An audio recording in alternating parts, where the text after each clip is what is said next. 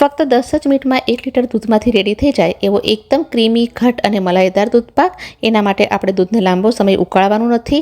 1 litre દૂધની સાથે 2 ચમચી ચોખાને અને ડ્રાય ફ્રૂટ્સને હલકા ગરમ પાણીમાં 15 થી 20 મિનિટ માટે પલાળી રાખશું. સાથે જ કેસરવાળું દૂધ પણ લઈ લઈશું. હવે 1 લીટર દૂધને ગેસ પર ચઢાવી એમાંથી અડધો કપ દૂધ અલગ કાઢશું, જેનાથી દૂધપાકને મલાઈદાર અને ઘટ બનાવશું.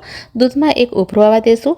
ઉભરો આવી ગયા પછી જે ચોખા પલાળીને રાખ્યા હતા એનું પાણી નિતારીને એમાં થોડું ઘી એડ કરી દૂધમાં એડ કરશું. હવે ચોખાને ઉકળવા માટે છોડી દેશું. ચોખા આપણા કૂક થઈ રહ્યા છે ત્યાં સુધી એક વેસલને ઘીથી ગ્રીસ કરી લેશું.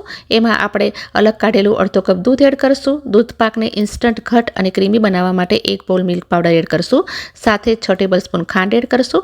બધી જ વસ્તુઓને સારી રીતે મિક્સ કરી ગેસ પર ચડાવી ખાંડને મેલ્ટ થવા દેશું. ખાંડ મેલ્ટ થાય છે ત્યાં સુધી ચોખા પણ સરસ રીતે કૂક થઈ ગયા છે. હવે આ બધું જ દૂધ આપણે ખાંડવાળા વાસણમાં એડ કરી લઈશું અને એને 5 મિનિટ સુધી ઉકાળશું મીડિયમ ગેસની ફ્લેમ પર. તો આ જુઓ, ચોખા ઉપર આવી ગયા છે, મિશ્રણ ઘટ થઈ ગયું છે. તો આ સ્ટેજ પર અંદર એડ કરશું ડ્રાય ફ્રૂટ્સ અને સાથે જ કેસરવાળું દૂધ. બધી જ વસ્તુઓને મિક્સ કરી લેશું અને ફક્ત 2 મિનિટ માટે જ ઉકાળશું.